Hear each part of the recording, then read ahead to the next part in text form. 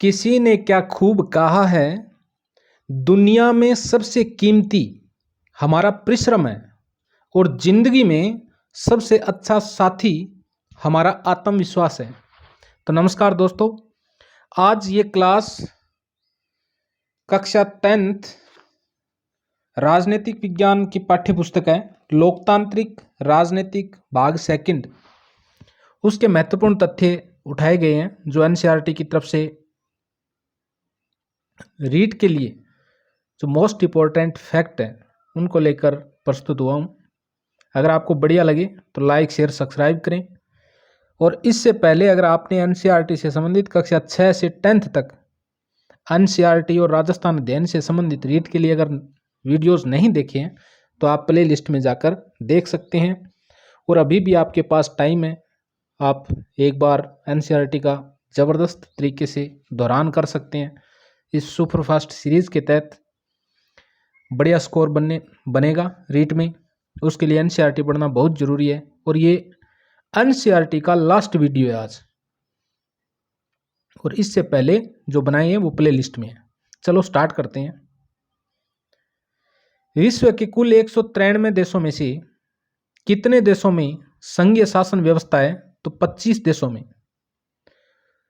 विश्व के कुल 193 देश नामदर्ज है जिनमें से 25 देशों में संघीय शासन व्यवस्था है। संघीय शासन व्यवस्था किसे कहते हैं? संघीय शासन व्यवस्था में सर्वोच्च सत्ता केंद्रीय प्राधिकार और उसकी विभिन्न आनुषंगिक इकाइयों के बीच बंट जाती हैं, उसे संघीय शासन व्यवस्था कहते हैं। संघीय शासन व्यवस्था कितने तरीकों से गठित की जा सकती है?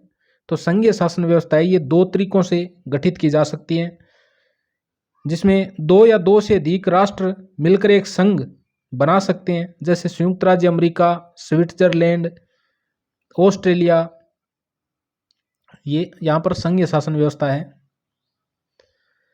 ऑस्ट्रेलिया द्वारा यहाँ तरीका यह है कि एक देश में आंतरिक विविधता को ध्यान में रखते हुए राज्यों का गठन करना और फिर राज्य और राष्ट्रीय सरकार के बीच सत्ता का बंटवारा कर देना, जैसे भारत, स्पेन, बेल्जियम आदि। एक तरीका ये है। तो एक तरीका तो बताया गया है कि 2 या 2 से अधिक राष्ट्र मिलकर एक संघ बना लेते हैं, जैसे संयुक्त राज्य अमेरिका और स्विट्जरलैंड और ऑस्ट्रेलिया।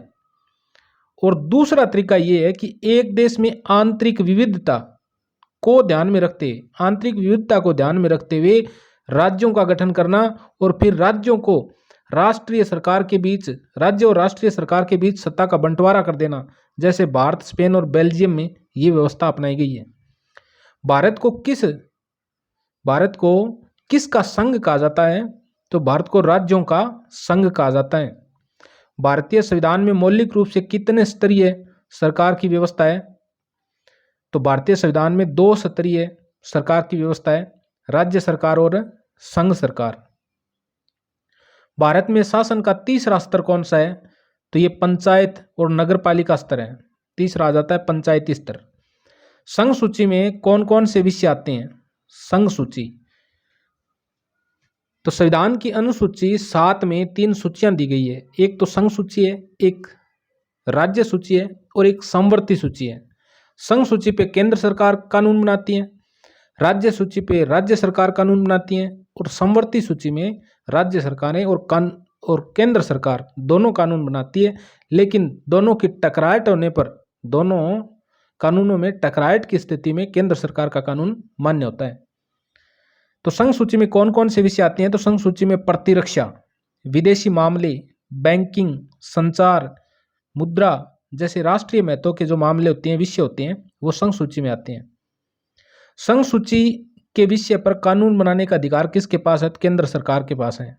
राज्य सूची में कौन कौन से विषय शामिल है?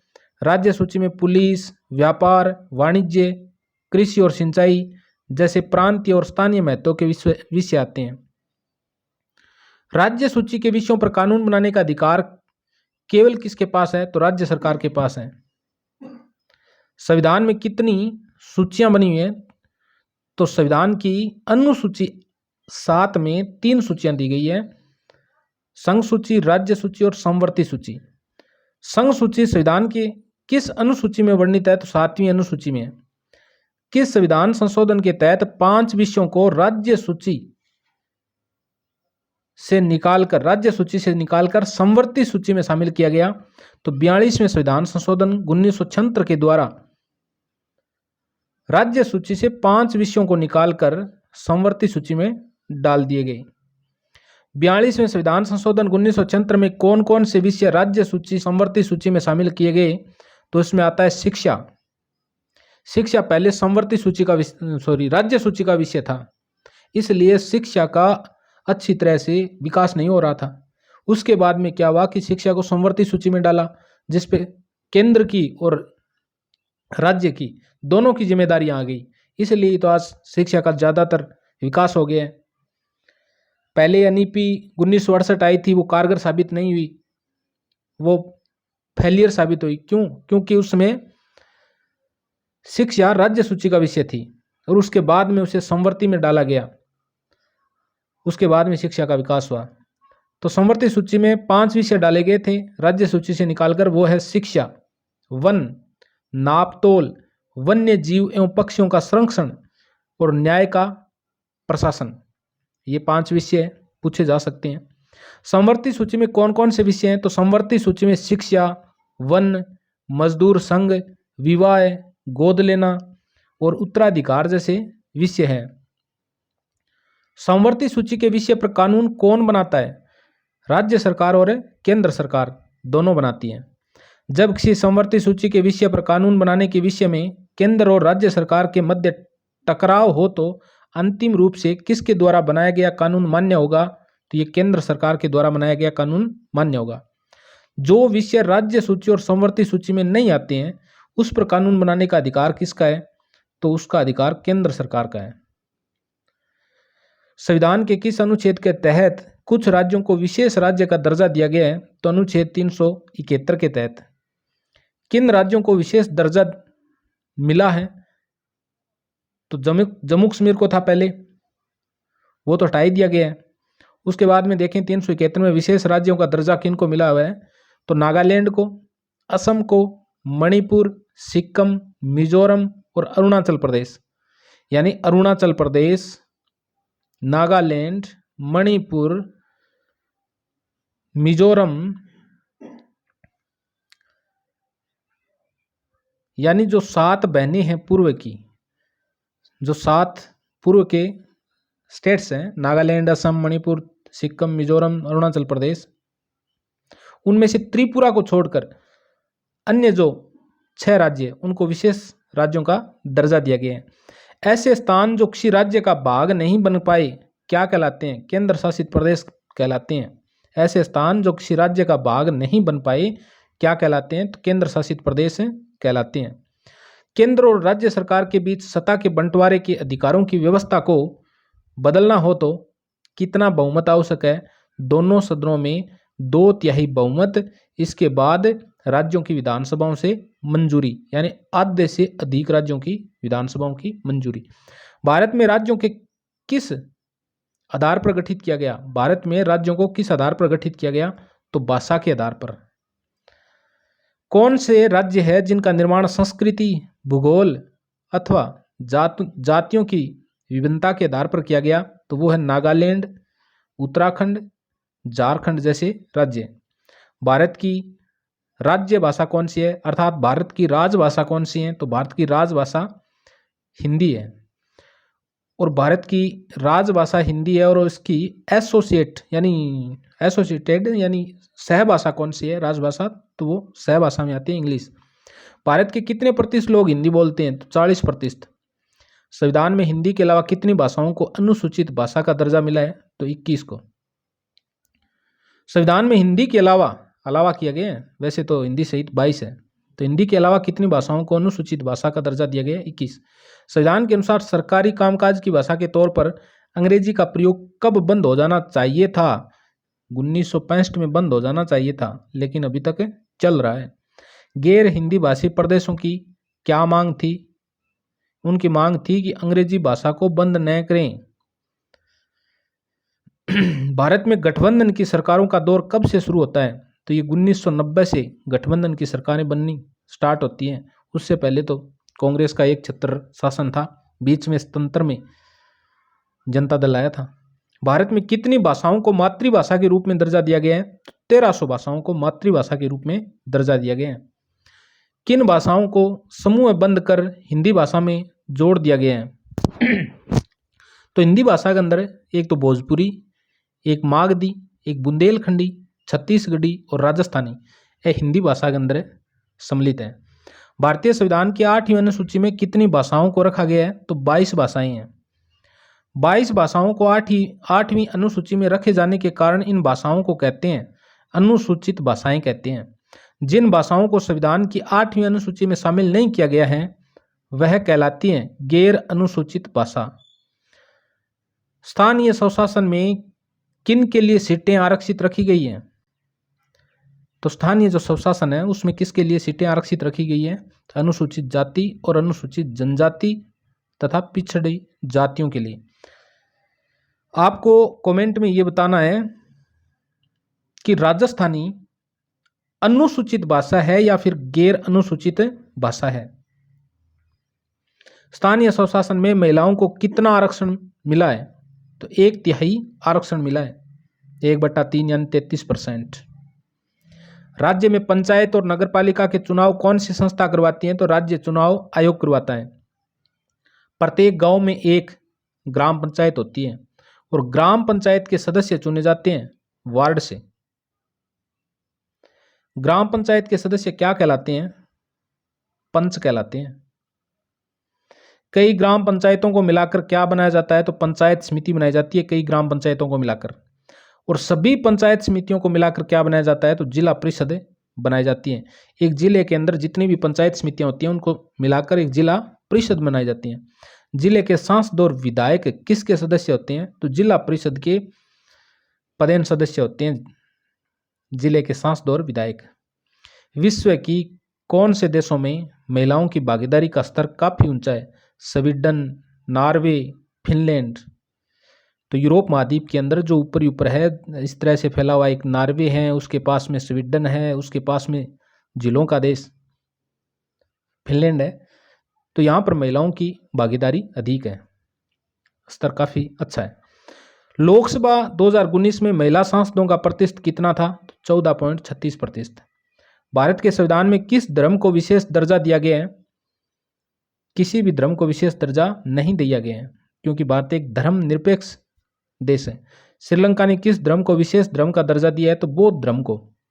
श्रीलंका ने बौद्ध धर्म को राजधर्म घोषित कर दिया है। राजनीतिक दल लोगों का ऐसा संगठन जो चुनाव लड़ने और सरकार में राजनीतिक सत्ता हासिल करने के उद्देश्य से काम करता है कहलाता है राजनीतिक दल।